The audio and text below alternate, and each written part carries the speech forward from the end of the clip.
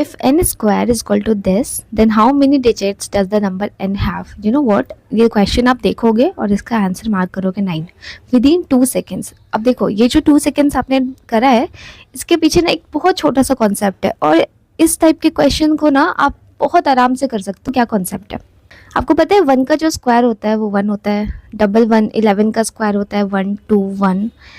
1 का स्क्वायर होता है हमारा 1 2 3 2 1. ठीक है, आपको एक पैटर्न नजर आ रहा है, मैं दिखाती हूँ. आपको जब भी इस टाइप के नंबर दिख रहे हैं जहाँ पे 1 1 1 मतलब 1 के डिजिट्स रिपीट हो रहे हैं, तो यहाँ पे ना एक पैटर्न बनता है. इनके स्क्वायर के पैटर्न में एक आपको सीक्वेंस दिखेगा. वो सीक्वेंस क्या होता है? यहाँ पे देखो, यहाँ पे हमारे पास 3 1 है, यहाँ पे 2 1 है और यहाँ पे सिंगल 1 है. इस 3 1 में क्या हुआ? ये 1 2 3 तक गया एंड देन वापस से ये बैकवर्ड चला गया 2 1. अभी अगर मैं यहाँ पे 1 1 1 1 का स्क्वायर बोलूँगी आपसे, तो ये क्या हो जाएगा? 1 2 3 4 तक गया. अब देन ये बैकवर्ड चला जाएगा 3 2 1. समझ में आ रहा है? अभी यहाँ पे आ जाओ, ये देखो यहाँ पे कितनी बार 1 है? 5 टाइम्स. ओके, तो ये कैसा सीक्वेंस बनेगा इसका? 1 2 3 4 5 and then 4 3 2 1. Right, same question यहाँ पे है. एंड आपको पता है यूपीएससी ने पिछले साल भी इस सेम पैटर्न पे क्वेश्चन पूछा था. तो कुछ चीजें हैं जो यूपीएससी रिपीट करता है एंड बहुत इंपॉर्टेंट है ना कि आप उस कॉन्सेप्ट को पकड़ लो. सो गाइज, अगर आप ये क्वेश्चन देखोगे, सो इट्स 1 2 3 4 5 6 7 8 9. 9 के बाद क्या कर रहा है? ये रिपीट कर रहा है, यानी कि 1 जो है 9 टाइम्स होगा. यानी n की वैल्यू क्या आ जाएगी? 1 2 3 4 5 6 7 8 9. ये 9 टाइम्स 1 हो जाएगा और आंसर हमारा 9 है. तो आपको कितना टाइम लगा? आपने ये क्वेश्चन देखा और आपने 2 सेकेंड में इस क्वेश्चन का आंसर दे दिया, जस्ट बिकॉज कि आपको ये बहुत ही बेसिक सा, अगर मैं ये क्लास 4-5 के बच्चों को भी समझाऊंगी ना, तो उनको भी समझ में आ जाएगा बहुत आराम से concept. UPSC CSAT is all about this. So welcome to the game of CSE guys. I am Sadakshi and I am here for the complete CSAT. यहाँ पे मैं आपको CSAT बहुत बेसिक से समझाने वाली हूँ. अगर आप नॉन मैथ्स बैकग्राउंड से हो ना, तो आप डेफिनेटली बिल्कुल सही चैनल पे आए हो, क्योंकि यहाँ पे देखो अभी क्या है, CSAT में ना आपको मेरिट लेके नहीं आना है. आप बहुत ज़्यादा क्वेश्चन अगर सॉल्व करके आ रहे हो CSAT में, तो आपको ज़रूरी नहीं ना कि उनके नंबर्स मिलेंगे, उनके नंबर्स काउंट हो रहे हैं आपके मेरिट में, बिल्कुल नहीं ना. So we have to be smart, we have to be like peculiar कि हमें पढ़ना क्या है, तो हम उसी हिसाब से पढ़ेंगे. तो अभी क्या है कि 2025 का पेपर एनालिसिस हम करने वाले हैं. सारा पेपर एनालिसिस बिना ज़्यादा हेवी मैथ्स के, बहुत simple maths. And trust me, इतना सिंपल मैथ्स ना कि अगर अभी तक आपको मैथ्स से डर है और आपको मैथ्स में कुछ भी समझ में नहीं आता, तो यहाँ पे मैं आपको 2025 का सारा question with basic maths. Start करते हैं पहले क्वेश्चन से. A natural number n is such that it can be expressed as n is equal to p plus q plus r, where p, q and r are distinct factors of n. How many numbers below 50 have this property? देखो यहाँ पे सबसे पहले तो possible values नहीं पूछा है. Okay, आपको एग्जैक्ट वैल्यूज मिल जाएंगे बिलो 50, और नंबर कुछ बहुत बड़ा भी नहीं है, 50 के नीचे नीचे देखना है. तो डेफिनेटली आपको इस टाइप के क्वेश्चन अटेम्प्ट करने चाहिए. अभी चलो देखते हैं कैसे करते हैं. आपको कुछ बेसिक नहीं पता, लेकिन आपको इतना तो पता है ना कि फैक्टर्स क्या होते हैं. फैक्टर्स क्या होते हैं? वो नंबर जो पर्टिकुलर नंबर को डिवाइड कर देते हैं. ठीक है, जैसे देखो मुझे एक ऐसा नेचुरल नंबर चाहिए जिनके फैक्टर्स को अगर आप सम करोगे तो वो नंबर खुद आ जाएगा. तो और वो सारे मुझे बिलो 50 चेक करना है. अगर मुझे कुछ नहीं आता तो मैं बेसिक बच्चों की तरह चेक करना शुरू करूंगी ना, 1 बाय 1. कैसे? देखो सबसे पहले 2 वी कांट. अभी जितने भी प्राइम नंबर्स है उनके तो कोई फैक्टर्स होते नहीं है ना, तो प्राइम नंबर्स को हम सबसे पहले साइड कर देंगे. जितने भी कंपोजिट नंबर है उनको चेक करना शुरू करते हैं. सबसे पहला कंपोजिट नंबर हमारे पास आता है 4 के कौन कौन से फैक्टर हो जाएंगे बेटा? 1 2. 4 को खुद नहीं ले सकते ना, 4 खुद नहीं ले सकते. क्यों? क्योंकि ऑब्वियसली हमें सम करके चेक करना है, तो हम 4 क्यों लेंगे? तो 4 के फैक्टर्स हमें मिल जाएंगे 1 एंड 2. क्या इनको सम करके 4 आ रहा है? नहीं, तो ये केस हमारा नहीं बन रहा है. दूसरा हमारे पास आता है 6 के क्या फैक्टर्स होते हैं? 1 2 एंड 3 एंड देन 6 तो हमें लेना नहीं है. आप अगर 1 2 एंड 3 को सम करोगे, सो इट विल बी 6. तो क्या ये केस पॉसिबल है? डेफिनेटली पॉसिबल है. देन वी हैव 8 के फैक्टर्स होते हैं 1 2 4 एंड 8. तो आप अगर 8 को हटा दो तो क्या 1 2 एंड 4 को सम करने पे 8 आ रहा है? बिल्कुल नहीं, तो ये भी हमारा पॉसिबल केस नहीं है. देन हमारे पास आता है 9 को अगर आप चेक करोगे तो 1 3 एंड 9.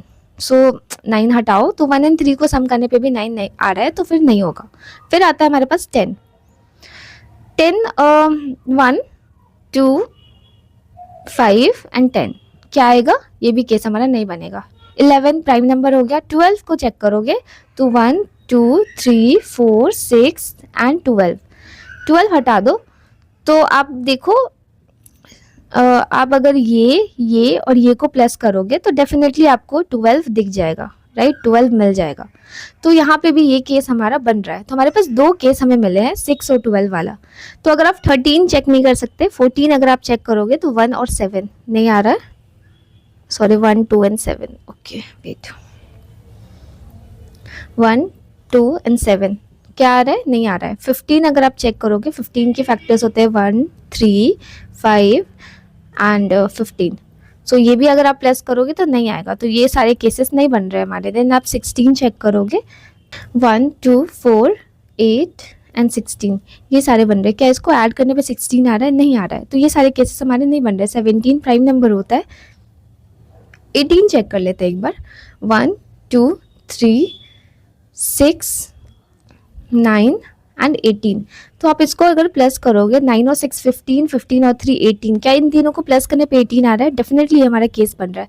यहाँ से आपने एक पैटर्न ऑब्जर्व करा क्या, कि हमें सिर्फ 6 के टेबल में ना ऐसे फैक्टर्स मिल रहे हैं जिनको प्लस करने पर वो नंबर खुद आ जा रहा है। तो अगर आप 50 के नीचे देखोगे 6 के कितने टेबल आ जाते हैं, तो 6 8 जा 48। तो हमारे पास टोटल 8 ऐसे नंबर्स होंगे जिनके आप अगर फैक्टर्स को सम करोगे तो वो नंबर खुद आ जाएगा।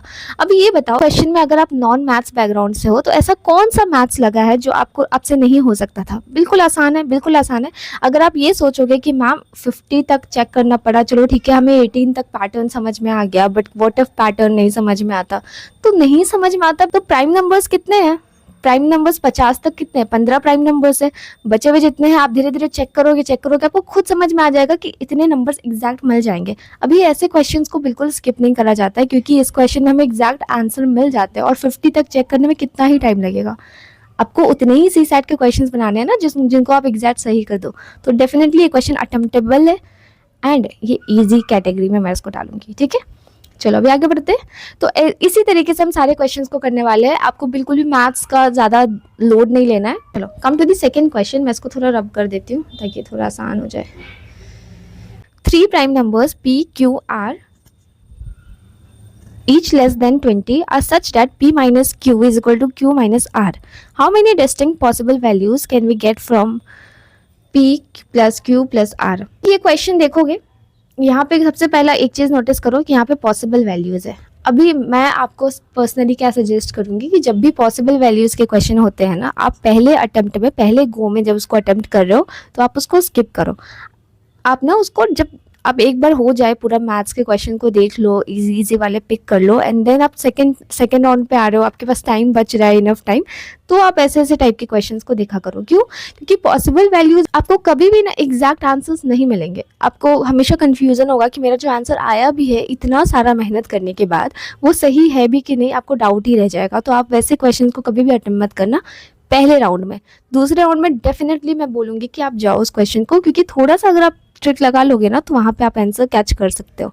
सबसे पहले हमारे पास एक इक्वेशन है, इस इक्वेशन को सॉल्व करा जा सकता है क्या? देखो तो P minus q is equal to q minus r. तो ये क्या हो जाएगा? P plus r is equal to q plus q, और ये Q प्लस क्यू क्या हो जाएगा? 2Q। तो हमारे पास एक इक्वेशन बन के आता है यहाँ पे P plus r is equal to 2 plus q. क्या यहाँ तक किसी को कोई प्रॉब्लम हो रहा है? ये तो बहुत बेसिक है ना, जो आप इजीली सॉल्व कर सकते हो। देन क्या बोल रहा है कि ये जो P plus r plus q है, मतलब ये P R Q है, ये सारे जो है ना वो 20 से लेस है और ये सारे प्राइम नंबर्स है। तो अभी आपको 20 से लेस सारे प्राइम नंबर्स यहाँ पे लिख लो, 2 3 5 7 11 13 17 एंड 19। ये सारे प्राइम नंबर्स है जो कि 20 से कम है, राइट? इतने ही है, इतने ही पॉसिबल केस बन रहे हैं, ठीक है। अब देखो इतने कम पॉसिबल केसेस में आपको बस चेक करना है कि कितने एग्जैक्ट बनेंगे केसेस।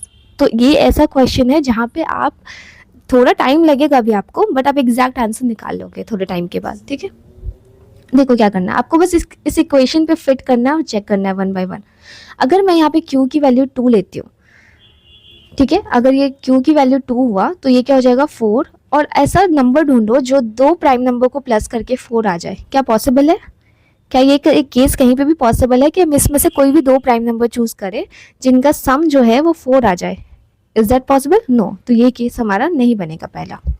ठीक है। दूसरा, अगर हमने q की वैल्यू 3 लिया, तो अगर हमने ये 3 लिया है तो ये क्या हो जाएगा 6। एंड क्या कोई दो नंबर को ऐड करके 6 बनाना पॉसिबल है क्या यहाँ पे? बिल्कुल भी नहीं पॉसिबल है, तो फिर ये भी हमारा केस नहीं बनेगा।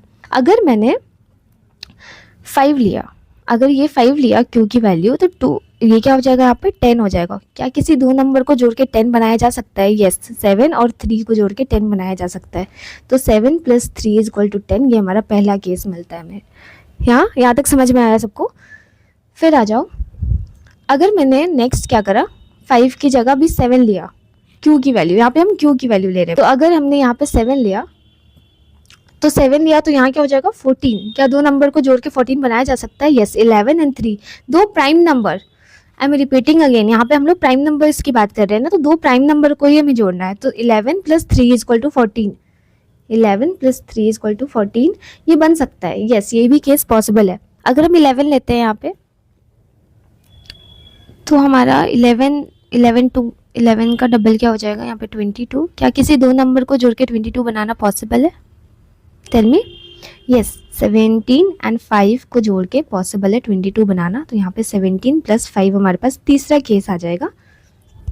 देन अगर हम 13 को लेते हैं यहाँ पे, 13 एंड 20, यहाँ पे अगर 13 होगा तो ये 26 हो जाएगा। क्या 26 पॉसिबल है किसी नंबर को जोड़ के बनाना? देखो, आप अगर 19 और 7 को जोड़ोगे तो 26 बन जाएगा, राइट। तो यहाँ पे 19 + 7, यहाँ पे हमारा एक और केस बन जा रहा है। 4 केसेस तो अभी तक हमने देख लिया कि यस पॉसिबल है। देन हमारे पास आता है 17। अगर आप 17 को करते हो, 17 लेते हो, तो हमारे पास 34 आ जाएगा। क्या किसी दो नंबर को जोड़ के 34 बनाना पॉसिबल है?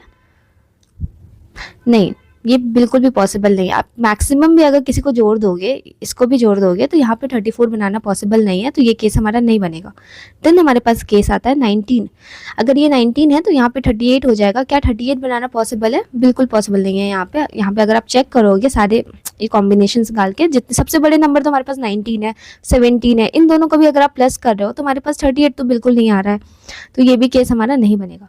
तो टोटल हमारे 4 पॉसिबल केसेस बन रहे हैं और हमारे एग्जैक्ट आंसर हमें मिल गया। इवन पॉसिबल्स वाले क्वेश्चन में भी हमें एग्जैक्ट आंसर मिल गया, बस थोड़ा सा समय ज़्यादा लगा, ठीक है। इसलिए मैं बोलती हूँ कि पहले अटेम्प्ट में अगर आप ये क्वेश्चन करोगे ना, तो हो सकता है जल्दबाजी में ना आप अच्छे से ग्रास्प नहीं कर पाओ क्वेश्चन को, बट वो क्वेश्चन होता ईजी है, निकलता ईजी है, ठीक है।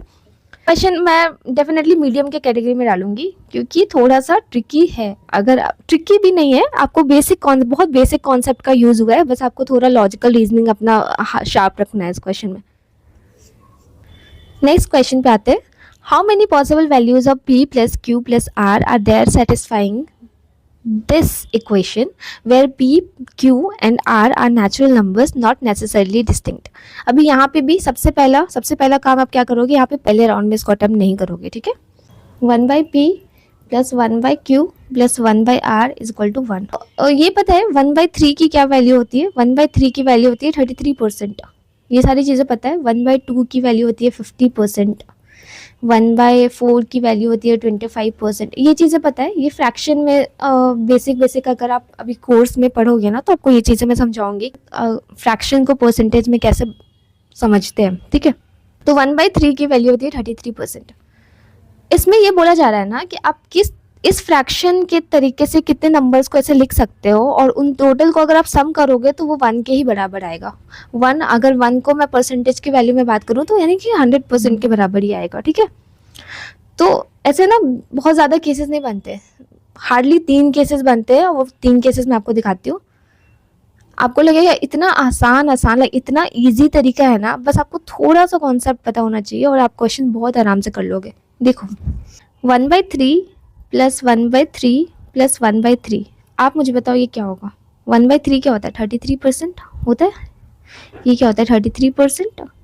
ये भी होता है 33%, एंड ये सम अप में क्या हो जाएगा? = 100%। पहला ये केस मिल गया। दूसरा केस, अगर मैं 1/2 लेती हूँ जो कि हमारे 50% के बराबर होता है, तो बचा हुआ हमारे पास 50% है, जिनको हमें 2 फ्रैक्शंस में बाइफरकेट करना है ताकि हम ऐसा वाला फ्रैक्शन बना दे। और फ्रैक्शन में ध्यान रखना, फ्रैक्शन में 2/3 ये सारी चीज़ें नहीं आनी चाहिए, हमें ऊपर 1 ही चाहिए, ठीक है। ऐसा वाला फ्रैक्शन ही वो पूछ रहा है। तो अगर मैं 1/2 50% ले लेती हूँ और मेरे पास 50% अभी और बचा है और उसको बाइफरकेट करना है, तो मैं क्या ऐसे नहीं लिख सकती 1/6 जो कि हमारा 16.67% होता है, देन 1/3 33.33%, और ये सबको जोड़ के आपका 100% ही आएगा जो कि 1 के बराबर है। ये चीज़ें समझ में आ रही है, राइट? और अगर आप केसेस सोचोगे तो चलो मैं एक बनाती हूँ, लाइक 1/4। 1/4 क्या होता है हमारे पास? हमारा 25% होता है। 25% मैंने यहाँ कर दिया, अभी हमारे पास 75% और बचा हुआ है। प्लस 1/4 अगेन 25%, ये दोनों मिलके क्या हो गया 50%, एंड देन प्लस 1/2 जो कि हमारा 50% होता है। तो क्या ये भी 100% के बराबर आ गया? आ गया। ये टोटल 3 ही केस बनेगा हमारा, ठीक है, इससे ज़्यादा कोई केसेस ही नहीं बनेंगे, इसलिए हमारा आंसर हो जाएगा 3। क्लियर? अभी देखो ये तीनों क्वेश्चन कर रहे हैं और ये तीनों क्वेश्चन में से 2 क्वेश्चन तो पॉसिबल वैल्यूज वाले थे। इजी लगे आपको? पॉसिबल वैल्यूज वाले क्वेश्चन होते हैं ना, ये बहुत परेशान करते हैं बच्चों को। तो अभी इन तीनों क्वेश्चन में आई होप आपको कोई प्रॉब्लम नहीं हुआ होगा। अभी हम लोग आगे बढ़ते हैं, ठीक है। This question totally based on your reasoning, कि आप कितना दिमाग लगा सकते हो, कितना टाइम दे सकते हो, कितना जल्दी कैच कर सकते हो। What comes at X and Y respectively in the following sequence, January, December, October, X, March. देखो क्या होता है ऐसे क्वेश्चंस में ना, सबसे पहले तो आप इनका जो मंथ के नंबर्स है ना, आप वो लिखो पहले। जनवरी 1, यहाँ 1, यहाँ 12, अक्टूबर 10, मार्च 3, अक्टूबर 10 एंड सितंबर 9, ठीक है। अब यहाँ से आपको पैटर्न फाइंड आउट करने में टाइम लगेगा, बट बहुत ज़्यादा टाइम नहीं लगेगा, 1 से 1.5 मिनट लगेगा आपको, तो आप वो उतना दे सकते हो। देखो ये आपका ये गोल नहीं होना चाहिए कि आपको क्वेश्चंस बहुत जल्दी करने हैं, like with in 3 seconds, 2 seconds, 30 seconds, 40 seconds, नहीं। क्वेश्चन में टाइम दो, अगर आपको लग रहा है कि आपको एग्जैक्ट आंसर मिल सकता है तो दो, बट हाँ एक बाउंड्री है टाइम देने का। अब 1 मिनट दे सकते हो, 1.5 मिनट दे सकते हो, अगर वहाँ पे आपको लग रहा है कि नहीं अब तो नहीं बनेगा, तो अननेसेसरी टाइम वेस्ट नहीं करना है, ठीक है। अब यहाँ पैटर्न फाइंड आउट करने की कोशिश करते हैं। आप यहाँ पे ऑब्जर्व करोगे तो जनवरी टू जनवरी यहाँ कोई चेंजेस नहीं हो रही है, ठीक है। देन यहाँ पे जनवरी टू दिसंबर, यानी कि अगर आप मंथ वाइज देखोगे, ठीक है, मंथ वाइज, यहाँ नंबर वाइज मत देखना, नंबर देखो बस, और लेकिन समझो कि मंथ वाइज अगर आप चेक करोगे तो यहाँ पे मेरे को -1 दिख रहा है कि 1 महीना पीछे जा रहा है, ठीक है। दिसंबर टू अक्टूबर देखोगे तो यहाँ पे 2 महीने पीछे जा रहे हैं, -1 और 0, आप 0 लिख सकते हो, ठीक है, कि यहाँ पे कोई चेंजेस नहीं है, -1 है या -2 है। तो यहाँ क्या हो सकता है, according to our logic obviously यहाँ पे -3 जाएगा, तो अगर आप यहाँ पे -3 जाएगा तो समवेयर 7, 7वां महीना जाएगा हमारा, जो कि हमारा जुलाई है। अब जुलाई हमारा इधर भी है और जुलाई इधर भी है, तो अभी थोड़ा आगे बढ़ते हैं। तो अगर हम यहाँ पे हमारा जुलाई निकल के आया और ये तीसरा नंबर निकल गया, तो जुलाई से देन हम और पीछे चलेंगे और 4 पीछे चलेंगे, 4 पीछे चलेंगे जुलाई से, तो क्या निकलेगा, मार्च, जो कि हमारा तीसरा महीना। डेफिनेटली अभी तक हमारा सीक्वेंस वैलिड जा रहा है। देन यहाँ पे हमारा 5 पीछे जाना है, मार्च से अगर आप 5 पीछे जाओगे, 3 महीना मार्च का और लास्ट का उधर नवंबर दिसंबर 2 महीना उधर, तो 5 महीने पीछे जाओगे तो आप अक्टूबर तक पहुँच जाओगे। यहाँ तक समझ में आ रहा है। फिर अक्टूबर से अगर आप 6 महीने पीछे जाओगे, क्योंकि यहाँ पे -6 का डिडक्शन हो रहा है, तो -6 का डिडक्शन होगा, तो अक्टूबर है 10वां महीना, अगर आप -6 मंथ पीछे जाओगे तो डेफिनेटली अप्रैल होगा वो, ठीक है। तुम्हारा आंसर है अप्रैल। देखो कुछ था इस क्वेश्चन में, बहुत नॉर्मल सा लॉजिक था, थोड़ा सा टाइम लग सकता है आपको फाइंड आउट करने में। हाँ देखो एग्जाम प्रेशर में आई नो कि नहीं होता है उस समय अंडरस्टैंड कर पाना, बट हो जाएगा, ठीक है। चलो now come to this question. तो इस क्वेश्चन को मैं ऑब्वियसली इजी वाले कैटेगरी में करूँगी, इधर में मैं डाल देती हूँ। इस क्वेश्चन की बात करें बेटा, तो ये क्वेश्चन आएगा इजी वाले की, पॉसिबल वैल्यूज ज़्यादा नहीं है, ये बहुत नॉर्मल सी बात है। लेकिन अगर आपको फ्रैक्शन और परसेंटेज की वैल्यूज पता है ना, तो बहुत आराम से ये क्वेश्चन बनने वाला है, ठीक है। चलो आगे बढ़ते हैं। Come to this question, team x scored a total of n runs in 20 overs, ठीक है। टीम 20 ओवर्स में टीम एक्स ने बनाया है टोटल n रन्स, मुझे नहीं पता कितना, ठीक है। Team y tied the score in 10% less over, team y ने भी सेम ही स्कोर बनाया है, बट इनके जो ओवर्स थे 10% कम है, तो 20 का 10% अगर आप निकालोगे, देखो मैं आपको करके भी दिखा दे रही हूँ, 20 का अगर आप 10% निकालोगे तो यहाँ से आएगा 2, तो 20 में से 2 माइनस कर दो, क्योंकि 10% कम बोल रहा है वो, यानी कि 18। तो क्वेश्चन क्या बोल रहा है कि टीम एक्स ने ना सेम रन को बनाया है 20 ओवर्स में और टीम वाई ने ना सेम रन को बनाया है 18 ओवर्स, कुछ इशू नहीं है। देन क्वेश्चन ने एक कंडीशन डाला, है team wise average run rate, अगर टीम वाई का एवरेज रन रेट, एवरेज क्या होता है, एवरेज क्या होता है, बाय नंबर ऑफ ऑब्जर्वेशंस, ऐसे होते हैं ना, total run by number of observations. तो मैं एक काम करती हूँ, एक्स और वाई दोनों का एवरेज ही निकाल लेती हूँ पहले, अभी तक मेरे पास जो भी वो इन्फॉर्मेशन है। Average of x, total run हमारे पास एन है by 20 overs, average of y, total run हमारे पास एन है, नंबर ऑफ ओवर्स 18 है, ये दोनों का एवरेज है, ठीक है। देन क्वेश्चन ने बोला है कि अगर वाई का एवरेज रन रेट 50% हायर होता, जितना अभी उसका है, अगर वो 50% हायर हो जाए, then the scores would have been tied in 12 overs, और ये जो स्कोर है दोनों का, वो दोनों जो मैच है वो टाई हो जाता 12 ओवर्स में ही। How many runs we scored by team X, और हमें रन्स निकालना है एन, एन की वैल्यू निकालनी है। क्वेश्चन के अकॉर्डिंग ही चलते हैं, ये सारा रब करते हैं, इन सारी चीज़ों का ज़रूरत नहीं है हमें।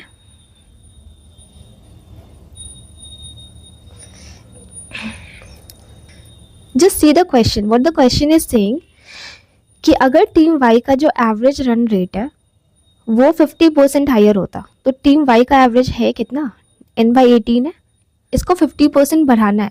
50% कैसे बढ़ाना है, 50% की वैल्यू क्या होती है, 1/2, इसको इंक्रीज करोगे तो ये हो जाएगा 3/2।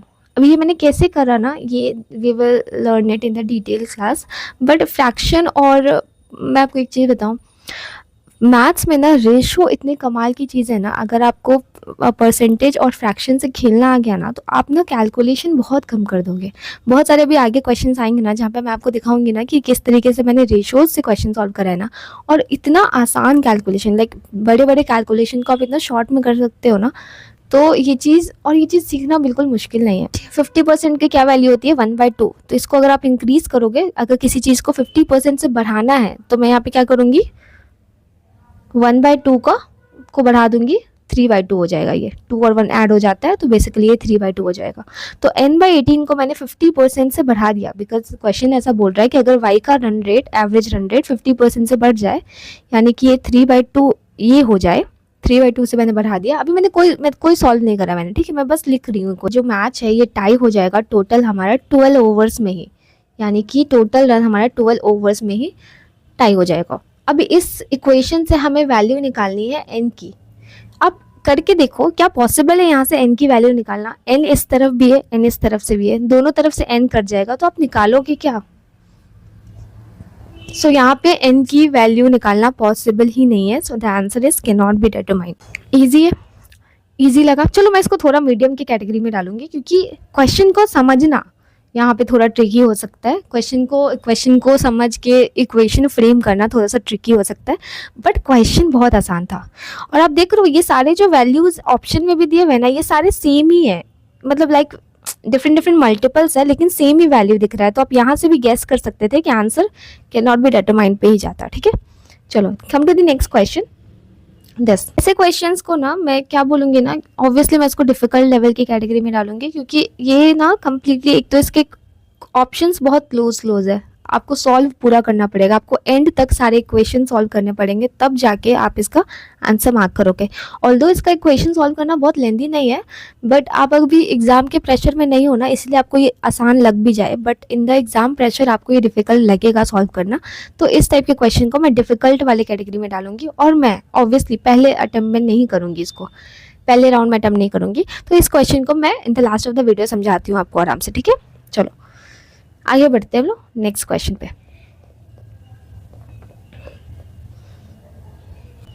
नाउ ये very very very easy PG question, एक छोटा सा कॉन्सेप्ट है, इस पूरे लाइक ऐसे टाइप के जितने क्वेश्चन बनते हैं ना, उनके पीछे एक छोटा सा कॉन्सेप्ट है। मैं आपको अभी क्वेश्चन का कॉन्सेप्ट समझा देती हूँ, एंड इससे रिलेटेड यूपीएससी डेफिनेटली एक क्वेश्चन डालता है हर साल, तो आप अगर वो कॉन्सेप्ट कर लोगे ना, तो ऐसे टाइप के क्वेश्चन 30 सेकेंड्स वाले क्वेश्चन है। ये क्वेश्चन क्या है, a solid cube is painted yellow on its all faces.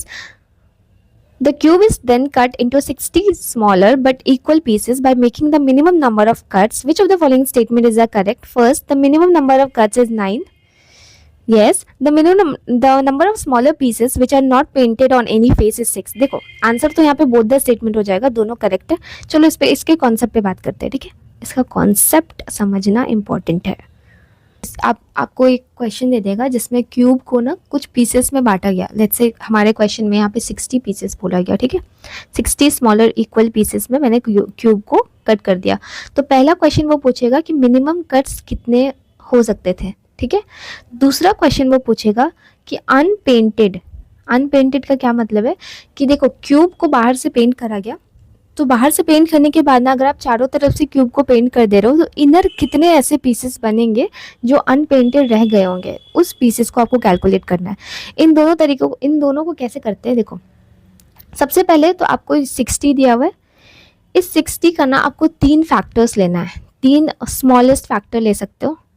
तो पहला मैं क्या ले सकती हूँ, 2, 3, 4 ले सकती हूँ, ठीक है, ले सकती हूँ। और क्या ले सकती हूँ, 3, 4, 5 ले सकती हूँ। अब देखो दो फैक्टर आप ये देख रहे हो, आप कह सकते हो ना कि मैं कोई भी रैंडम फैक्टर ले सकती हूँ, तो नहीं, आपको कोई भी रैंडम फैक्टर नहीं लेना है 60 का। आपको वो 60 का वो फैक्टर लेना है जिन 3 को आप इंटू करोगे ना, मल्टीप्लाई करोगे, तो वो वापस से 60 बन जाए, ठीक है।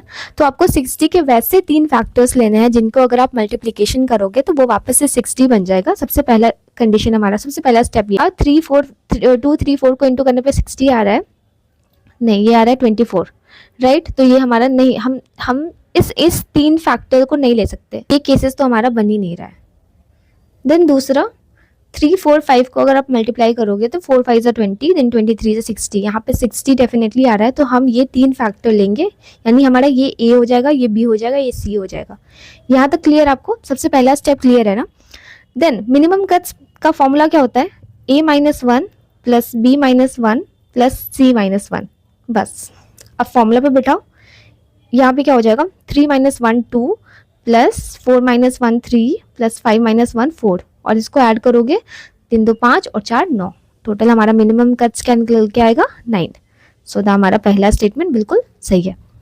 समझ आया, इंपॉर्टेंट है ये फॉर्मूला, और ये बहुत छोटू सा फॉर्मूला है, हम आपको ध्यान रह जाएगा ऑब्वियसली। नाउ दूसरा है अनपेंटेड वाले का क्या फॉर्मूला है बेटा, a-2 इंटू, ध्यान रखना यहाँ पे मैंने इंटू रखा है, b-2 इंटू c-2। यहाँ हमने -2 क्यों करा है कि ऑब्वियसली जो पहला लेयर है वो पेंट का लेयर है, तो उस पेंट के लेयर को हटाने के बाद जो लेयर बच रहा है ना, तो पेंट का लेयर तो दोनों साइड होगा, ऑपोजिट से हमें यहाँ पे 2 माइनस करना पड़ रहा है, ठीक है।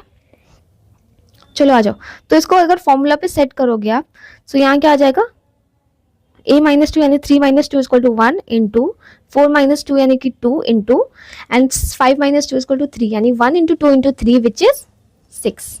तुम्हारा जो अनपेंटेड जितने भी क्यूब सेक्शंस रह गए हैं वो है टोटल 6। क्लियर, इजी था, यही 2 टाइप के क्वेश्चंस पूछते हैं और कुछ नहीं पूछा जाता है। Let's move to the next question.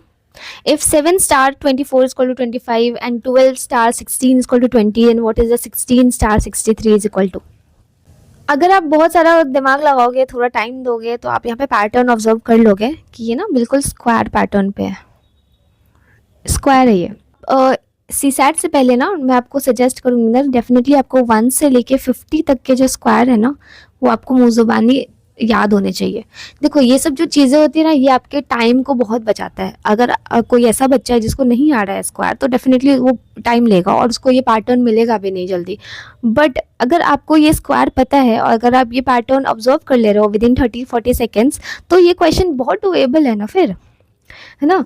तो ये चीज़ें, कुछ चीज़ें मैं आपको लिस्ट प्रोवाइड करूंगी चैनल पे, आपको ये बेसिक चीज़ें याद करके जानी है। एंड ये आप लाइक डे टू डे अपने रूटीन में ले आना कि हर सुबह थोड़े स्क्वायर्स रिवाइज कर लिया इस तरीके से, ताकि कुछ चीज़ें आपको याद रहे, बहुत ज़्यादा नहीं, कुछ चीज़ें बस दिमाग में रहनी चाहिए। तो उसमें से ये स्क्वायर भी है। देखो यहाँ पे अगर आप पैटर्न ऑब्जर्व करोगे तो 7 का स्क्वायर होता है 49, 24 का स्क्वायर होता है 576 एंड 25 का स्क्वायर होता है 625। तो अगर आप इन दोनों को ऐड करोगे तो इट विल बिकम 625, ठीक है। यही पैटर्न है यहाँ पे इस क्वेश्चन में। हमारा आंसर होता है यहाँ पे 65। तो 16 का स्क्वायर इज इक्वल टू 256, 63 का स्क्वायर इज इक्वल टू 3969। तो अगर आप इन दोनों को ऐड करोगे तो आपको 65 का स्क्वायर निकल जाएगा, ठीक है। ये सिंपल सा पैटर्न था इसमें और कुछ नहीं। Question, the petrol price shot up by 10% as a result of the hike in crude oil prices. तो ऑयल की प्राइसेस बढ़ने की वजह से पेट्रोल की प्राइसेस बढ़ गई है 10% से, ठीक है। 10% का अगर आप फ्रैक्शन वैल्यू देखोगे इट इज़ 1/10 होता है। 10% को आप 1/10 लिख सकते हो, कुछ नहीं तो आप ऐसे भी तो बता सकते हो 10% को हटाओगे, नीचे 100 लिखोगे, 10 काटोगे तो क्या निकल के आया 1/10, यही होता है। ये परसेंटेज था, ये फ्रैक्शन है, ये चीज़ें समझ रही है। तो 10 की जो फ्रैक्शन वैल्यू 1/10 है, तो मैंने क्वेश्चन क्या पढ़ा कि the petrol price shot up by 10% as a result of the hike in crude oil prices. तो 10% बढ़ गया, यानी कि पहले जो प्राइस था, जो भी प्राइस था वो 10 से अब 11 हो गया। ये चीज़ें समझ में आ रही है। 1/10 था, पहले 10 था, अब वो 1 बढ़ गया तो वो 11 बन गया। ये चीज़ें सबको समझती है। ये है रेशो, बिल्कुल मैं रेशो के साथ खेल रही हूँ, ठीक है। और आप देखना, अगर आप रेशो से नहीं करोगे ना तो ये क्वेश्चन आपके लिए लेंदी हो जाएगा, कैलकुलेशन बहुत ज़्यादा हो जाएगा, बट रेशो से बहुत ईजी हो जाएगा। The price of petrol before the hike was 90। अभी मुझे रियल वैल्यू भी दे मिल गया, मतलब कि मैं अगर नंबर्स में बात कर रही थी, रेशो में बात कर रही थी तो 10 से 11 बन गया, बट क्वेश्चन ने मुझे रियल वैल्यू भी दे दिया कि जो है ना प्राइस 90 रुपीज़ की है, जो कि 10% से बढ़ गया, यानी कि 99 रुपीज़ हो गया, ठीक है। A person travel to 2200 km every month and his car gives a mileage of 16 km per liter. By how many kilometers should he reduce his travel if he wants to reduce his travel to maintain his expenditure? To maintain his expenditure. Very very important line. देखो ऐसे questions का मैं आपको concept समझाती हूँ। आप questions पे बाद में आना, आप क्वेश्चन हम लोग बाद में सॉल्व करेंगे, पहले कॉन्सेप्ट समझो, इंपॉर्टेंट है। मोस्टली ना इस टाइप के क्वेश्चंस दिख जाएंगे। इक्वेशन में दिखाती हूँ आपको। Price into consumption is equal to expenditure। मैं समझाती हूँ।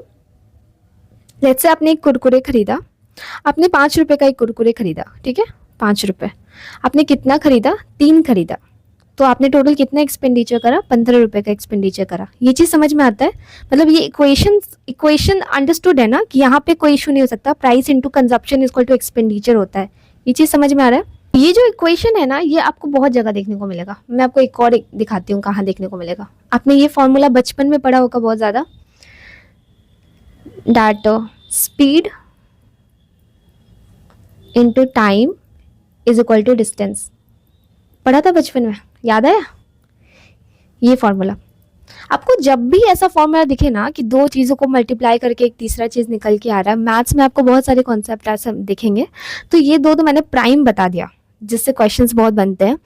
तो ये जब भी इस टाइप के क्वेश्चंस देखेंगे ना, एक चीज़ ध्यान रखना, मैं आपको एक चीज़ समझाती हूँ, बहुत प्यारा चीज़। आप ये चीज़ अगर समझ लेते हो ना आज, तो आप बहुत इजी वे में ऐसे क्वेश्चन को डील कर पाओगे। मैं ये वाला हटा देती हूँ क्योंकि आज हमें ज़रूरत सिर्फ प्राइस कंजप्शन वाला है, एंड सेम ही लॉजिक लगता है, टाइम डिस्टेंस पे भी सेम ही लॉजिक लगेगा। जब भी आपको एक्सपेंडिचर, आपका जो ये इक्वल टू के बाहर वाला चीज़ जो दिख रहा है, ये आपको जब भी कांस्टेंट बोल रहा है क्वेश्चन में कि ये आपका कांस्टेंट है, ये चेंज नहीं हो रहा है, जो हमारे क्वेश्चन में बोला गया है मेंटेन हिज एक्सपेंडिचर, मतलब कि वो अपने एक्सपेंडिचर को पूरा चेंज नहीं कर रहा, ओवरऑल उसका एक्सपेंडिचर चेंज नहीं होना चाहिए, ठीक है। तो अगर वो अपने एक्सपेंडिचर को कॉन्स्टेंट रख रहा है तो प्राइस और कंजप्शन में ना इनवर्स रिलेशनशिप हो जाता है, मतलब कि या तो एक बढ़ेगा दूसरा घटेगा, ऐसा वाला सिनेरियो हो जाता है। ये चीज़ मैं क्लियर करती हूँ अभी आपको। अभी क्वेश्चंस हम लोग करेंगे ना तो आपको बहुत अच्छे से समझ में आएगा कि जब भी आपका एक्सपेंडिचर कांस्टेंट बोला गया हो क्वेश्चन में, एक्सपेंडिचर क्या मतलब कि जो इक्वल टू के बाहर वाला चीज़ होता है, अगर इसको कांस्टेंट बोल दिया गया क्वेश्चन में, तो इन दोनों के बीच में ना इनवर्स रिलेशन, उल्टा रिलेशन हो जाता है। यानी कि अगर एक चीज़ बढ़ेगा तो दूसरा चीज़ घटेगा, दूसरा चीज़ बढ़ेगा तो एक चीज़ घटेगा, ठीक है। ये दोनों इस टाइप का रिलेशनशिप शेयर करता है एक दूसरे से। ये चीज़ समझ में आ रही है? अब हम लोग क्वेश्चन पे आते हैं। चलो आ जाओ, देखो अब ये क्वेश्चन कितना जल्दी में हम लोग निपटाते हैं। कि जो हमारा प्राइस था, मैं रियल वैल्यू पे नहीं जाऊंगी अभी, ठीक है। क्वेश्चन ने बोला कि पहले प्राइस 10 था, अभी 11 हो गया प्राइस, तो कंजप्शन क्या हो जाएगा मुझे बता सकते हो? अगर पहले प्राइस 10 से 11 हो गया तो कंजप्शन क्या हो जाएगा? 11 से 10। ये चीज़ें समझ में आ रही है? अभी मैंने आपको समझाया था ना 10 से 11 कैसे आया है। तो अगर पहले प्राइस 10 था, अब ये 11 हो गया, तो कंजप्शन 11 से 10 हो जाएगा। यहाँ तक किसी को प्रॉब्लम नहीं है। और जो हमारा एक्सपेंडिचर है वो कांस्टेंट ही रह जाएगा। यहाँ पे जो भी एक्सपेंडिचर है, जो भी एक्सपेंडिचर है, ये दोनों कांस्टेंट है, सेम ही है, ठीक है। तो अभी कंजप्शन क्या है वो क्वेश्चन में देखते हैं। कंजप्शन के लिए बोला a person travels 2200 kilometre and a car gives a mileage of 16 kilometre. इसने कंजप्शन डायरेक्टली नहीं दिया है, इसने बोला कि एक पर्सन 2200 किलोमीटर ट्रैवल करता है और उसका कार जो है वो 16 किलोमीटर उसको माइलेज देता है।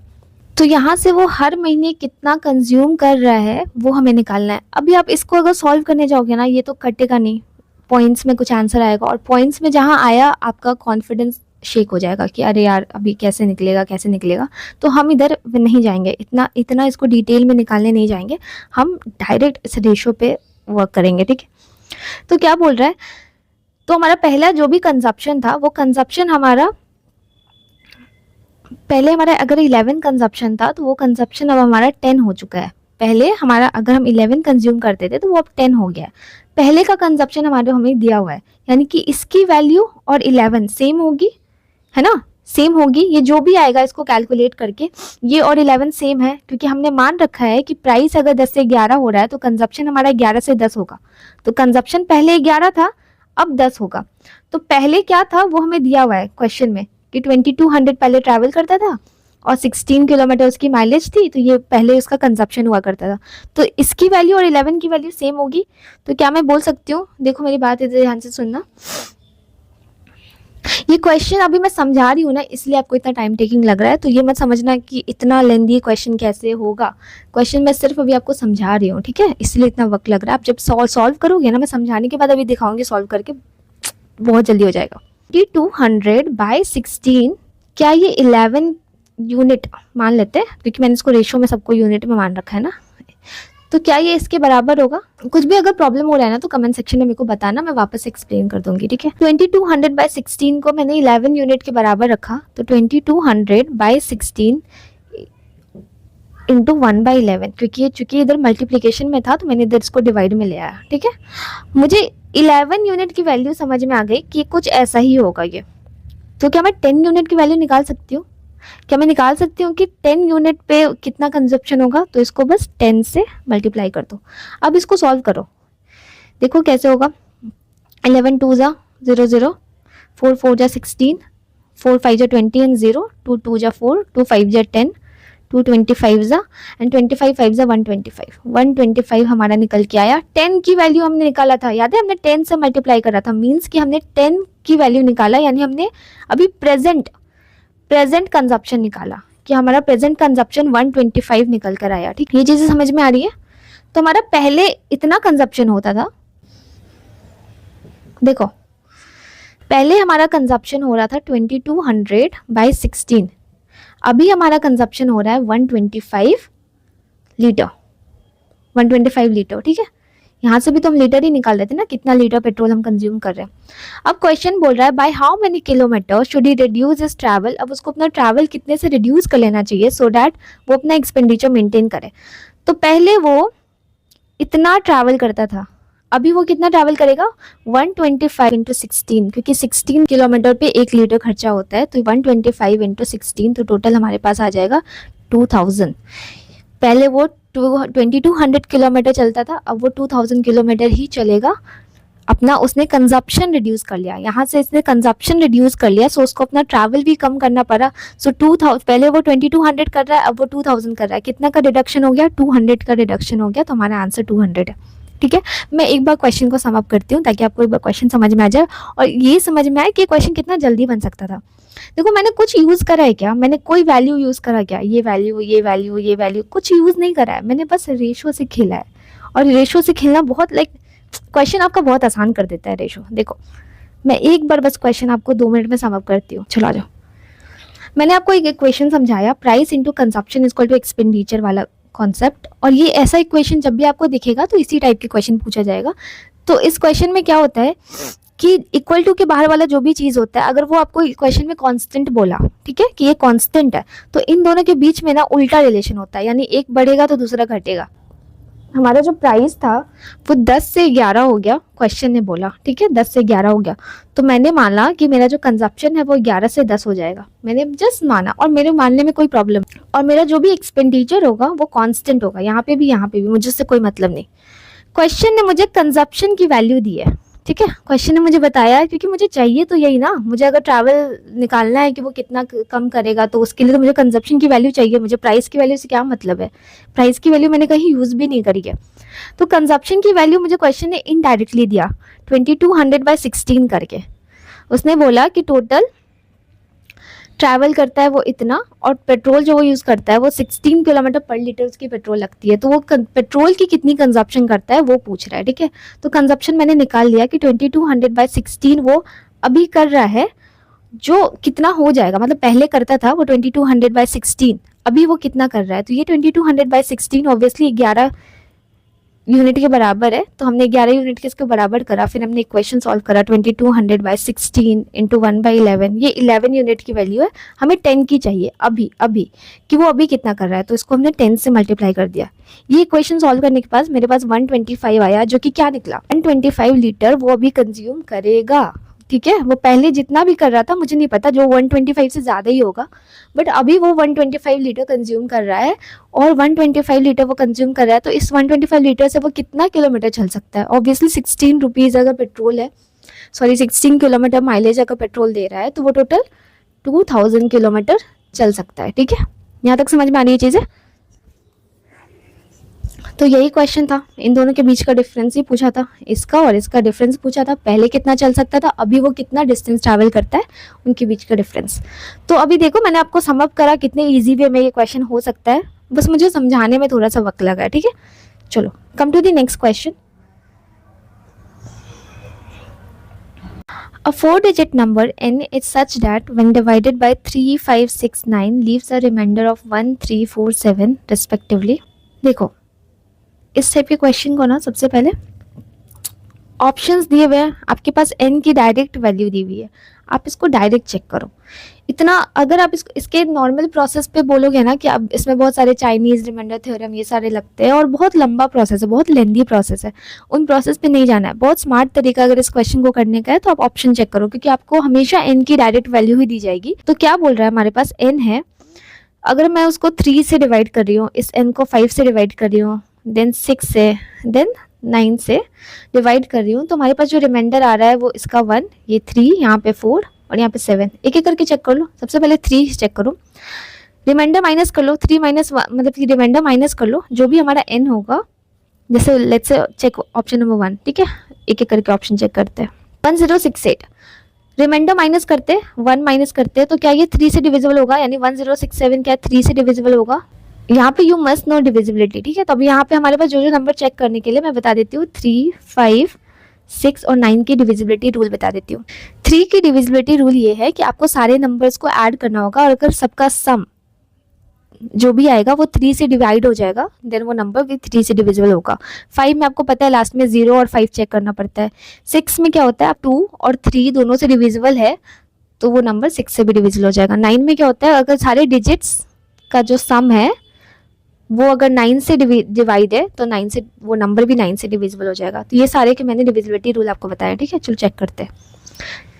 तो अगर मैं 1067 को चेक करूं, तो 6 1 7 और 7 7 14, क्या 14 3 से डिवाइड होता है, 14 3 से 3 की टेबल में आता है, नहीं आता है, तो ये नंबर 3 से डिवाइड नहीं हो रहा है। अगर वो 3 से डिवाइड नहीं हो रहा है, तो मुझे तो सारे से चेक करना है ना कि सारे से डिवाइड होना चाहिए वो, तो ये तो ऑप्शन कैंसिल हो गया। यहाँ पे रिमाइंडर माइनस करो, तो 1071, क्या ये 3 से डिवाइड हो रहा है, 7 1 8 1 9, 9 आता है 3 की टेबल में, यस डिवाइड हो रहा है। बट क्या ये 5 से डिवाइड हो रहा है, अगर मैं इसमें से 3 माइनस करती हूँ, 172 में से 3 माइनस करती हूँ, अगर मैं 172 में से 3 माइनस कर रही हूँ, तो यहाँ पे 1069 आ रहा है, क्या ये 5 से डिवाइड होगा, बिल्कुल नहीं होगा, तो ये भी ऑप्शन हमारे पास गया। थर्ड नंबर पे आ जाओ। सबसे पहले 1077, क्या ये 3 से डिवाइड होगा, 7 7 14 1 15, यस डेफिनेटली ये 3 से डिवाइड होगा। नाउ 3 रिमाइंडर माइनस करिए, एक एक करके इंडिविजुअल चेक करो। इस 5 के डिवाइड करने के लिए हमें 3 रिमाइंडर माइनस करना पड़ेगा ना, तो 1078 में से अगर 3 रिमाइंडर माइनस करते हो तो 1075 आता है, क्या ये 5 से डिवाइड हो रहा है, यस हो रहा है डेफिनेटली। इस पे चेक करते हैं। 6 से डिवाइड होने के लिए 4 रिमाइंडर माइनस करना पड़ रहा है, तो 10 यहाँ से 4 माइनस करोगे तो 74 आ जाएगा, क्या 74 क्या 2 से डिविजिबल है? डेफिनेटली है। क्या 3 से डिविजिबल है? 7 और 1 8 और 8 और 4 12। क्या 12 3 की टेबल में आता है? यस आता है। तो ये 3 से भी डिविजिबल है, यानी कि 2 और 3 दोनों से डिविजिबल है, तो इट मीन्स ये 6 से भी डिविजिबल होगा। तो मेरे पास 3 क्राइटेरिया तो फुलफिल हो गया। लास्ट वाला चेक करते हैं, 9 वाला। 9 वाले के लिए हमें 7 माइनस करना है रिमाइंडर, तो 7 माइनस करोगे तो 1071 आ जाएगा। ठीक है, इसको चेक करो, 7 और 1 8 और 1 9, टोटल 9। तो क्या 9 9 की टेबल में आता है? डेफिनेटली। तो ये ऑप्शन हमारा ये सही हो जाएगा। ठीक है, आप देखो अगर आप 1 बाय 1 ऑप्शंस चेक करके कर रहे हो तो कितना इजी वे में जल्दी सॉल्व हो गया ना। अगर आप इसके डिटेल फॉर्मूला वाइज करने जाओगे तो वो बहुत बहुत बहुत लेंथी हो जाएगा। ठीक है, चलो आगे बढ़ते हैं हम लोग। क्वेश्चन नंबर 19, ये हमारा क्वेश्चन है इनइक्वालिटीज का, लॉजिकल रीजनिंग का क्वेश्चन है। एंड इसको ये जो इस टाइप के क्वेश्चंस होते हैं ना जो बच्चों को बहुत कंफ्यूज करते हैं, मैं आपको एक शॉर्ट ट्रिक बताती हूँ इसका। ठीक है, देखो पहला स्टेटमेंट हमारा b is always greater than e। इसका कॉन्सेप्ट क्या है ना, पहले तो आपको देखना है नंबर, आपको अल्फाबेट्स चेक करना है। यहाँ पे b की बात हो रही है, e की बात हो रही है, तो हम बहुत स्पेसिफिक रहेंगे और हम सिर्फ इसी दोनों अल्फाबेट्स को देखेंगे। ठीक है, एंड डायरेक्शन देखेंगे, हम b से e की तरफ जा रहे हैं। ठीक है, दूसरा सेम इस पे भी अप्लाई करते हैं। यहाँ पे s is always less than v, less than लिखा है, ग्रेटर देन लिखा है, कुछ नहीं ध्यान देना है। ठीक है, बस आपको यहाँ पे s लेटर ध्यान देना है एंड v लेटर ध्यान देना है, एंड आपको डायरेक्शंस चेक करना है। ठीक है, आओ यहाँ पे अभी क्या करना होता है ना, which of the following given statement is correct, आपको करेक्ट बताना है। तो करेक्ट देखने के लिए ना आपको क्या करना है, यहाँ पे आपको पहले स्टेटमेंट में बी और ई की बात हो रही है और डायरेक्शन आपका बी से ई की तरफ है। आपको चेक करना है क्या बी ई के पास पहुंच पा रहा है। यस, देखो क्या कैसे चेक करते हैं। बी को जाना है ई के पास, तो बी के पास यहाँ पे रास्ता खुला हुआ है। यस, मैं आपको एक चीज़ बताती हूँ क्या लॉजिक है। मैंने एक यहाँ पे देखो ऐसा वाला साइन बनाया है। ठीक है, यहाँ पे एक इंसान खड़ा है, यहाँ पे एक पर्सन खड़ा है, इसको अपनी गर्लफ्रेंड से मिलने जाना है। ठीक है, एंड मैं एक और साइन बना रही हूँ। ठीक है, तो ये जा रहा है मिलने के लिए, यहाँ पे इसको ये रास्ता खुला हुआ दिख रहा है तो ये चला गया, यहाँ से चला गया। यहाँ पे भी इसको रास्ता खुला हुआ दिख रहा है तो ये चला गया, यहाँ से भी रास्ता खुला हुआ दिख रहा है, ये चला गया, यहाँ से भी रास्ता खुला हुआ दिख रहा है, ये चला गया, और फाइनली ये इससे मिल लिया। ठीक है, दूसरे सिनेरियो में देखो, ये यहाँ से गया, इसको रास्ता खुला हुआ मिला, कोई प्रॉब्लम नहीं, कि यहाँ से जैसे ही आगे बढ़ा यहाँ पे इसको रास्ता बंद मिल गया। ये जो सिनेरियो है जहाँ पे ये इसके सामने ऐसे मुंह बंद करके आ जा रहा है, ये कैसे घुसेगा अंदर? रास्ता तो मिल ही नहीं रहा है, रास्ता तो इधर से है, इधर से तो रास्ता है ही नहीं, है ना। तो ये अब यहाँ से आगे बढ़ ही नहीं सकता, भले इसके आगे रास्ता खुला हुआ है इसके लिए, लेकिन यहाँ से तो आगे ये नहीं बढ़ सकता ना, तो ये नहीं पहुंच पाएगा। अगर ये पहुंच गया तो it means the statement is correct, अगर ये नहीं पहुंचा तो it means statement is wrong. यही चीज चेक करना है। आ जाओ, तो बी को पहुंचना है ई के पास, तो बी यहाँ से क्रॉस किया, बी यहाँ से क्रॉस किया, यहाँ से क्रॉस करने के बाद जैसे ही वो सी के पास पहुंचा, यहाँ पे वो पहुंच पाया क्या? वो नहीं पहुंच पाया, वो नहीं पहुंच पाया, तो ये स्टेटमेंट हमारा रॉन्ग है। Come to the next, S को वी के पास जाना है, एस स्टार्ट करा वी के पास जाना, एस यहाँ से गया, बट यहाँ पे देखो दरवाजा बंद है, क्या एस वी के पास पहुंच पाएगा? और इसी डायरेक्शन में जाना है। ठीक है, वी एस के पास नहीं आ सकता, देखो वी पहुंच सकता है एस के पास, अगर आप इस क्वेश्चन में देखोगे ध्यान से तो वी एस के पास पहुंच सकता है, लेकिन हमें वो नहीं चाहिए, हमें चाहिए कि एस वी के पास पहुंचे, लेकिन ये वाला जो रास्ता बंद है इसके कारण एस वी के पास नहीं पहुंच सकता, तो ये भी स्टेटमेंट हमारा रॉन्ग है। So the answer is neither 1 and 2। आसान है। देखो इनइक्वालिटीज के एक क्वेश्चन ऐसे ही आते हैं, छोटे मोटे हल्के से क्वेश्चन है, ये जो मैं आपको दिखाई हूँ ना सेम ऐसे ही क्वेश्चन आएगा, इससे ना ज़्यादा लेवल का होता है ना कम लेवल का होता है। और अगर आप ये वाला जो मेरा वाला कॉन्सेप्ट है ना, बस ये ध्यान में रखोगे तो इससे ही आपके क्वेश्चंस निकल आएंगे। आपको इसके लॉजिक पे नहीं जाना है कि मैम क्या क्या है, क्या कैसे होता है, क्यों होता है, इतने लॉजिक में नहीं जाना है, आपको बस ध्यान रखना है। ठीक है, ये सारे लॉजिक्स हम लोग ना डिटेल कोर्सेज में डिस्कस करेंगे, कैसे होता है, क्यों होता है। चलो आ जाओ। What is the unit digit in the multiplication of this? Unit digit find out करना है। इस क्वेश्चन को देख के आपको क्या समझ में आ रहा है? क्या पॉसिबल है आपको इतना लंबा मल्टीप्लिकेशन कर पाना? बिल्कुल पॉसिबल नहीं है। तो इस क्वेश्चन में आपको क्या हिंट दिया हुआ है, डेट इज 5। आपको पता है जब भी आप किसी नंबर को 5 से मल्टीप्लाई करोगे ना, तो लास्ट में या तो 0 आएगा या तो 5 आएगा, इन दोनों के अलावा आ ही नहीं सकता। क्या ऑप्शन में कहीं 0 है? नहीं है ना, सिर्फ ऑप्शन में 5 है, तो 5 ही आ सकता है। आप दुनिया के किसी भी नंबर को कहीं तक भी मल्टीप्लाई कर दो और उसको लास्ट में अगर 5 से मल्टीप्लाई कर रहे हो आप, तो वो या तो 0 आएगा या तो 5 आएगा, ठीक है। तो 0 ऑप्शन में दिया हुआ नहीं है, 5 ऑप्शन में दिया हुआ है, तो आंसर हमारा 5 हो जाएगा। Very easy question, this is also easy one, this is also easy one. अभी आपको कॉन्सेप्ट पता चल गया तो इजी में मैं डाल सकती हूँ डेफिनेटली। ये भी इजी है, ये भी इजी है, सिर्फ आपको ऑप्शन चेक करना है। और ये इजी, इसका मैंने कॉन्सेप्ट आपको समझा दिया है, ये भी इजी है।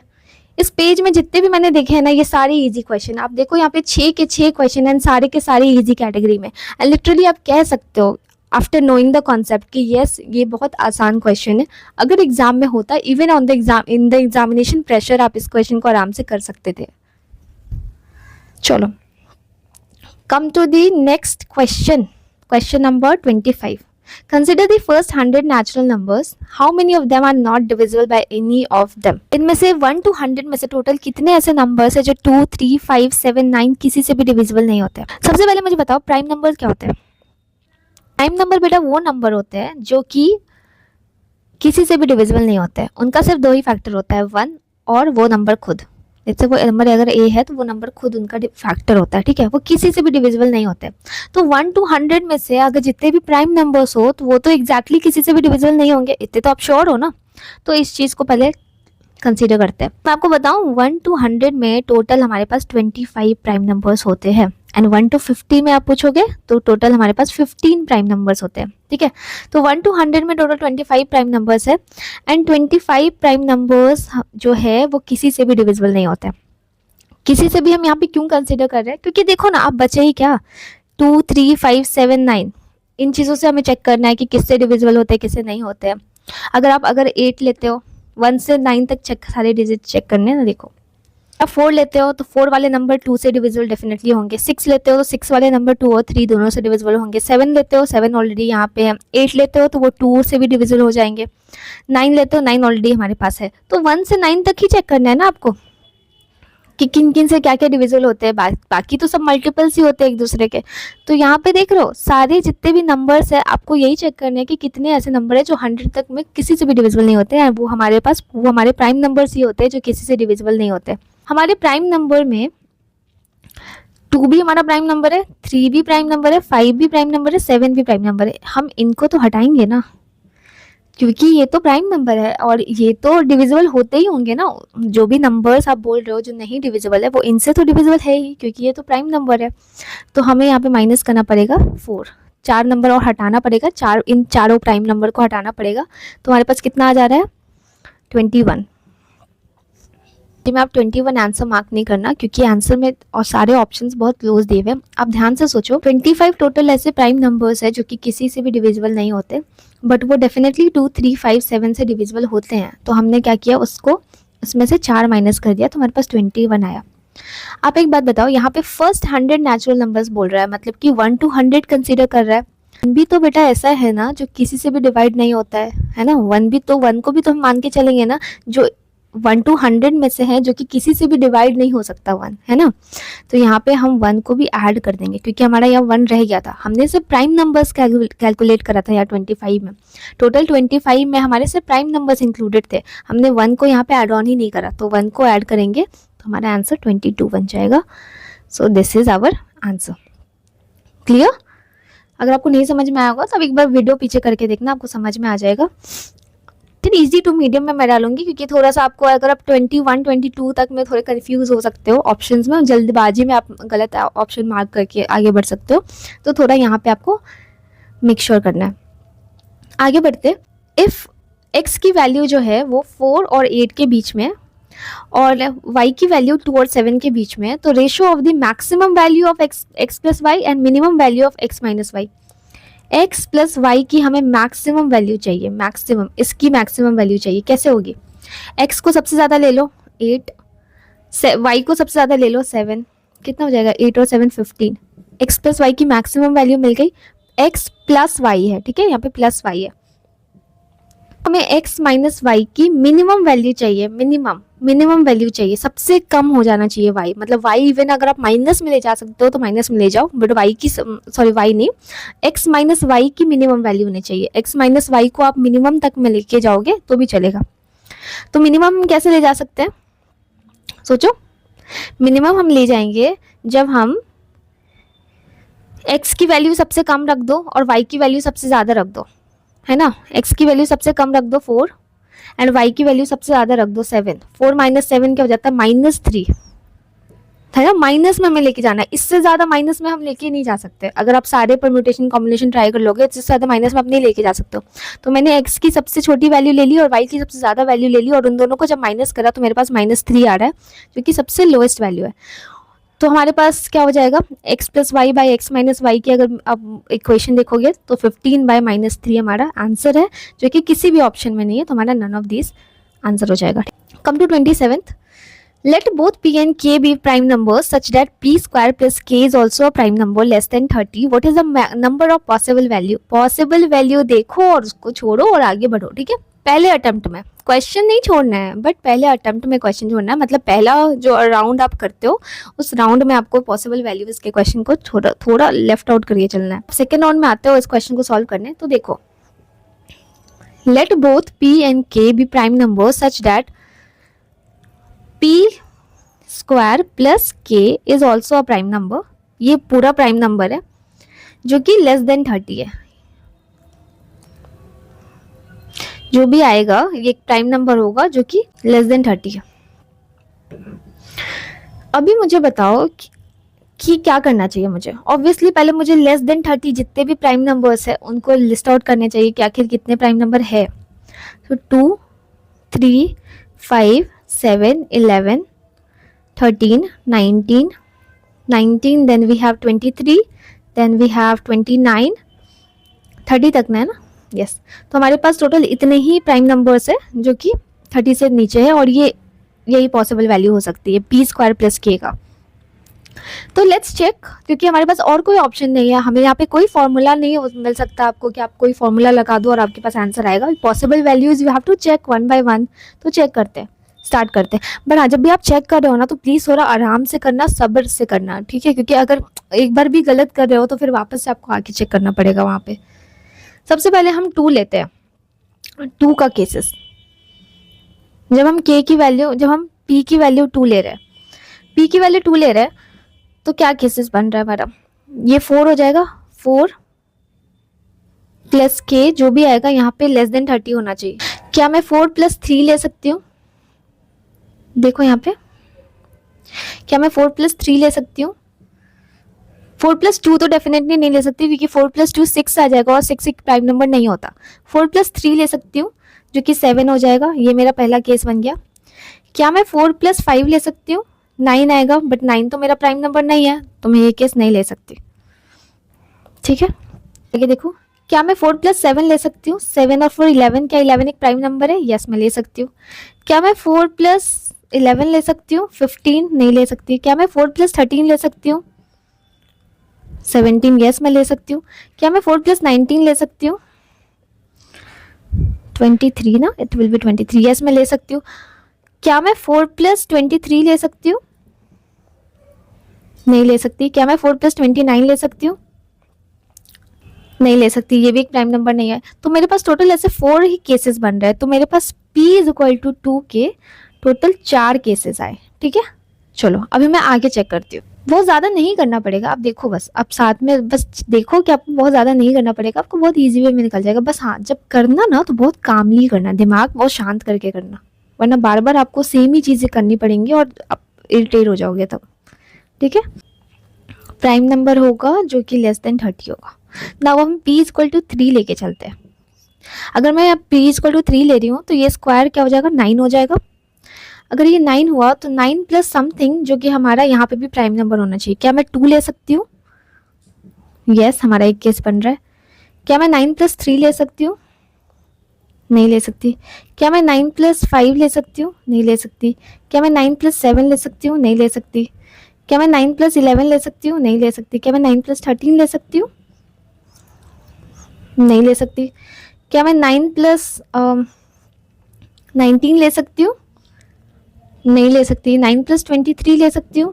क्या मैं 9 प्लस 29 ले सकती हूँ? नहीं ले सकती। तो ये कोई भी केसेस नहीं बन रहा है हमारा, सिर्फ एक पहला केस बना p इक्वल टू 3 वाले में, ठीक है। तो चलो ठीक है, हम ये यहाँ पे इसको ले लेते हैं। p इक्वल टू 3 में हमारा सिर्फ 1 केसेस बन रहा है, ठीक है। p इज इक्वल टू 5, अगर मैं p इज इक्वल टू 5 ले रही हूँ तो ये 25 हो जाएगा। क्या मैं 25 प्लस 2 ले सकती हूँ? नहीं। 25 प्लस 3 ले सकती? नहीं। 25 प्लस 5 ले सकती? नहीं, क्योंकि वो सारे प्राइम नंबर्स निकल के नहीं आ रही हूँ, तो 5 का कोई केस ही पॉसिबल नहीं है।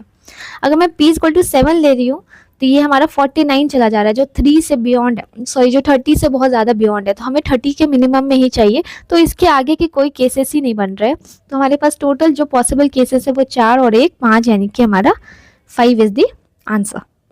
क्लियर? एग्जाम के प्रेशर में ये क्वेश्चन आपको पहले गो में समझ में आना, आई नो टफ है, पहले थोड़ा सा आपको लगेगा कि पता नहीं कितने केसेस चेक करूँ, कब तक चेक करूँ, आएगा आंसर नहीं आएगा, तो आपको शुरू में थोड़े प्रॉब्लम्स हो सकते हैं, बट थोड़ा सा अगर आप सेकेंड राउंड में अटेम्प्ट करते हो ना क्वेश्चन, तो थोड़ा दिमाग कामली करके करोगे तो ये क्वेश्चन डुएबल है, तो मैं इसको मीडियम के कैटेगरी में कंसिडर करती हूँ। ठीक है, चलो आगे बढ़ते।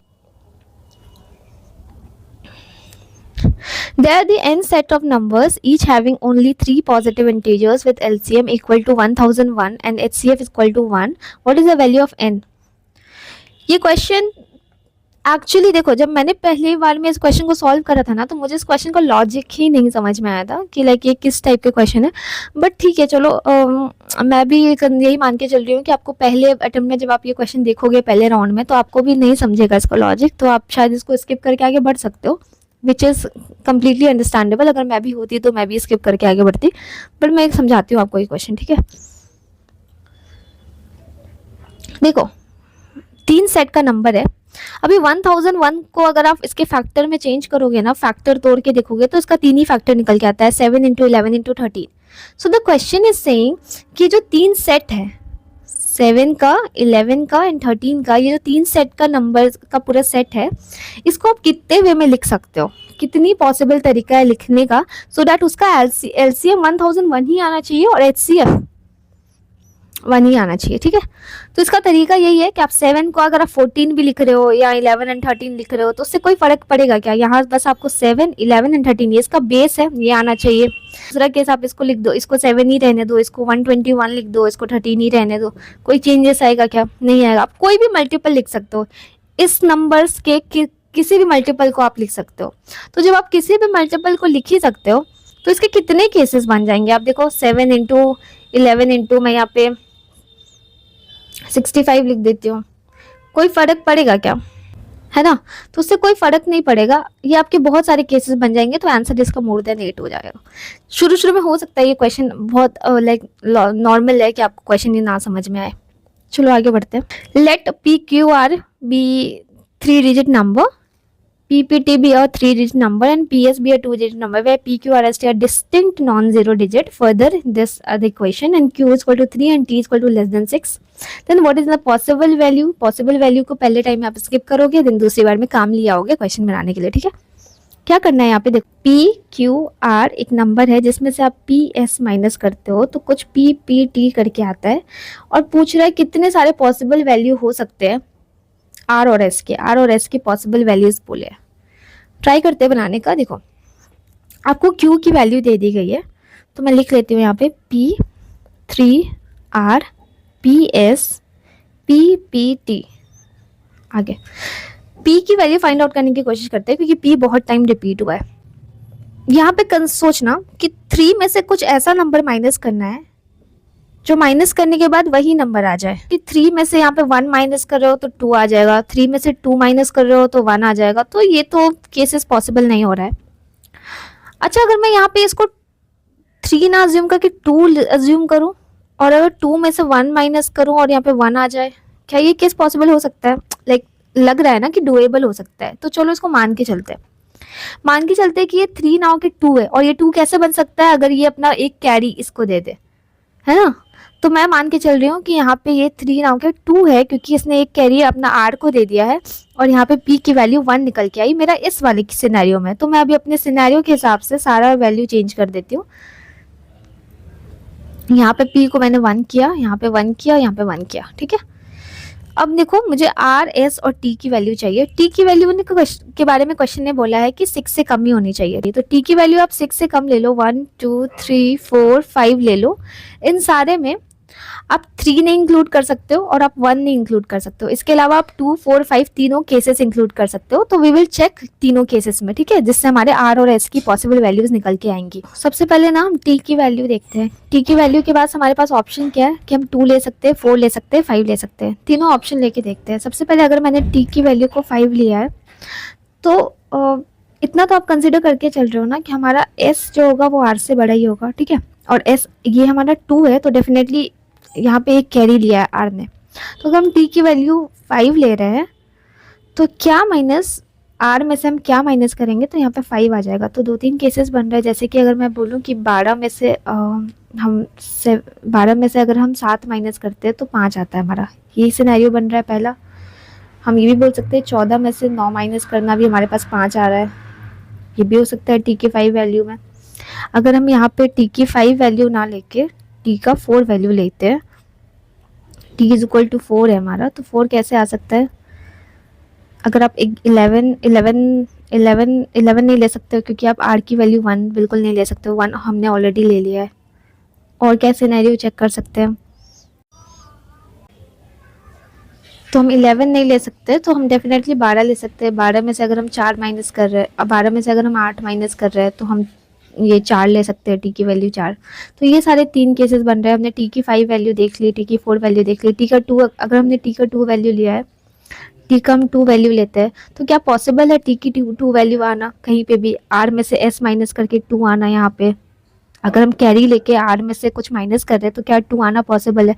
तो वो नहीं पॉसिबल है। तो हमारे पास टोटल 3 ही केसेस बनते हैं जहाँ पे आर और एस की पॉसिबल ये तीन वैल्यूज बन सकते हैं। या तो आर 12 हो सकता, या 12 मीन्स कि यहाँ पे 2 हो सकता है आर, तभी इसने एक कैरी ले लिया और इस पे से 7 माइनस करा तो यहाँ 5 आ गया। या तो आर 4 हो सकता है हमारा, 4 में से यहाँ पे एक कैरी ले लिया तो 14 माइनस 9 हो गया, तो यहाँ पे हमारा टी इक्वल टू 5 आ गया। या तो आर की हम टी की वैल्यू अगर 4 है तो हम आर की वैल्यू यहाँ पे 2 और 8 ले सकते हैं, 12 में से आर जाएगा तो 4 आएगा। तो ये 3 केसेस। अभी देखो इन सारे केसेस में अगर आप आंसर मार्क भी करते हो ना तो आपको कंफ्यूजन ही रहेगा कि यार पता नहीं आंसर सही गया है कि नहीं गया है। तो ऐसे क्वेश्चन को ना नॉट डुएबल वाले सिनेरियो में डाला जाता है, डिफिकल्ट वाले सिनेरियो में डाला जाता है, क्योंकि एग्जाम प्रेशर में ऐसे क्वेश्चंस के आंसर एग्जैक्ट लगने बहुत मुश्किल है, बहुत मुश्किल है।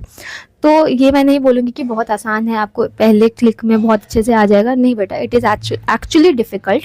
तो अगर आप इस क्वेश्चन को लीव भी कर रहे हो इट्स वेरी नॉर्मल। चलो, तो इसका टोटल पॉसिबल केसेस 3 बन रहा है। आगे बढ़ते हैं।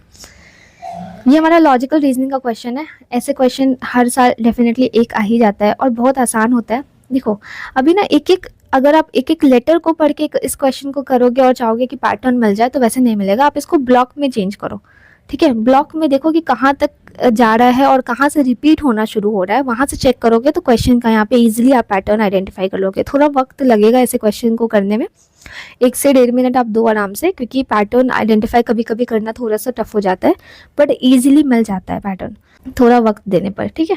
देखो जैसे मैंने देखा question A B C C, then यहाँ पे ए बी के बाद यहाँ पे गैप दिख रहा है, यहाँ पे पहले गैप दिख रहा है, फिर सी सी यहाँ पे भी रिपीट हो रहा है, सी सी यहाँ पे भी रिपीट हो रहा है कुछ कुछ। तो आपको ये 5-5 का कुछ कुछ दिख रहा है। ए बी यहाँ पे बी के, यहाँ बी के बाद यहाँ पे बी, अरे यहाँ पे बी कर दूँ, यहाँ पे बी कर दूँगा तो ए डबल बी का पैटर्न दिख रहा है, ए डबल बी। देन यहाँ पे भी हम ए डबल बी बना सकते हैं, ठीक है। ए डबल बी सी सी, सी के बाद एक और सी दिख रहा है तो यहाँ पे भी एक और सी लगा दो, A double B C C C, A double B C C C, then A double B C C C. देखो कितना इजी था, पैटर्न बहुत इजी था आइडेंटिफाई करना, है ना। जब मैंने फर्स्ट टाइम इस क्वेश्चन को देखा था तो मैंने भी लाइक 10-15 सेकंड में निकाल लिया था लॉजिक। तो इसको आइडेंटिफाई करना बहुत मुश्किल नहीं था, बहुत आसान। हमारा आंसर क्या हो जाएगा? B C B A C, option number C. What is the maximum value of n such that 7 into 343 into 385 this divisible by 35 का पावर n? देखो 35 का पावर n यानी कि 35 को हम कैसे ब्रेक कर सकते हैं? 7 into 5 मीन्स 7 का पावर n एंड 5 का पावर n। सो 7 का 5 पावर अगर n है तो यहाँ पे we will break all the equation in 7 का पावर n। तो आपको ना ये पेयर है, 7 इंटू 5 ही 35 हुआ है ना, उससे आप अकेले 7 और अकेले 5 को तो नहीं काउंट करोगे, कभी भी काउंट करोगे तो 7 और 5 के पेयर को काउंट करोगे कि कितना पेयर मैक्सिमम बन रहा है, ठीक है, उतना ही पावर आएगा ना यहाँ पे। तो आप पेयर को काउंट करोगे, क्योंकि 7 इंडिविजुअल भी नहीं हो सकता और 5 इंडिविजुअल भी नहीं हो सकता, because 7 and 5 itself combinedly makes 35, ठीक है। तो यहाँ पे 7 का 1 पावर है, यहाँ पे देखो तो 7 का 3 पावर है, यहाँ पे देखो ये क्या हो जाता है 5 इंटू 11 इंटू 7, यानी 7 का यहाँ पे 1 और 5 का यहाँ पे एक पावर है, ठीक है। 1000 क्या हो जाएगा, ये हो जाएगा 5 इंटू 2 10 और इन दोनों पे 3 पावर, राइट। ये 22401 क्या हो जाता है 49 का स्क्वायर हो जाता है। 49 इटसेल्फ क्या होता है 7 इंटू 7 होता है, राइट। तो आप इसको कैसे बोल सकते हो 7 इंटू 7, यानी 7 पे डबल एंड 7 पे डबल, ठीक है। तो ये वाला केस कंसिडर करो आप, 49 हटाओ, और यहाँ पे क्या हो जाएगा 7 इंटू 1 1 1 1 1, ठीक है। तो अब हम काउंट करते हैं कि 5 और 7 के कितने पेयर्स हम बना पा रहे हैं।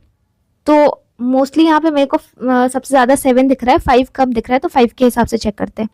5 का यहाँ पे 1 पावर, 5 का यहाँ पे 3 पावर, 3 और 1 4 पावर हो रहा है 5 का। क्या इससे ज़्यादा 5 बन पा रहे हैं, नहीं।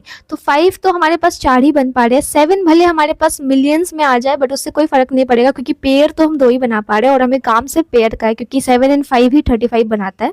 तो उससे 5 के टोटल 4 पेयर बन रहे हैं, इसलिए हमारा आंसर क्या हो जाएगा 4। अभी आज के वीडियो के लिए इतना ही है, ये हमारा पार्ट 1 है। पार्ट 2 अगर आप चाहते हो तो प्लीज़ आप मेरे को कमेंट सेक्शन में बताओ, अच्छे से हम लोग एनालिसिस करेंगे एंड बिल्कुल बेसिक से, जैसे हमने ये वीडियो करा है ना, बिल्कुल बेसिक से सारे क्वेश्चन को डील करा है। एंड ट्रस्ट मी, अगर आपको अभी भी कोई अगर प्रॉब्लम है तो आप मेरे को कमेंट सेक्शन में बताओ, आप मेरे को डीएम भी कर सकते हो टेलीग्राम पर, मैं आपको समझा दूँगी सारे क्वेश्चन, कोई इशू नहीं है। And yes, if you want part 2 please let me know in the comment section. अगर आप कोर्स चाहते हो CSAT का कि मैं लेकर आऊँ तो मुझे वो बताओ, मैं करती हूँ। एंड येस, आज का वीडियो कैसा लगा, कि आपको कहीं भी कोई प्रॉब्लम आया किसी क्वेश्चन में, आपको लगा है कि मैथ्स डुएबल है आपके लिए, अगर आप में मैथ्स का फियर है एंड स्टिल आपको लगा कि यार ये तो बहुत आसान था, सब कुछ बहुत ईजी वे में हो गया, तो I am here to make everything very easy and understandable, ठीक है। चलो मिलते हैं अगले वीडियो में, पार्ट 2 में आगे के सारे क्वेश्चन को हम लोग डिस्कस करेंगे इसी तरीके से। तब तक के लिए टेक केयर, चलो बाय बाय।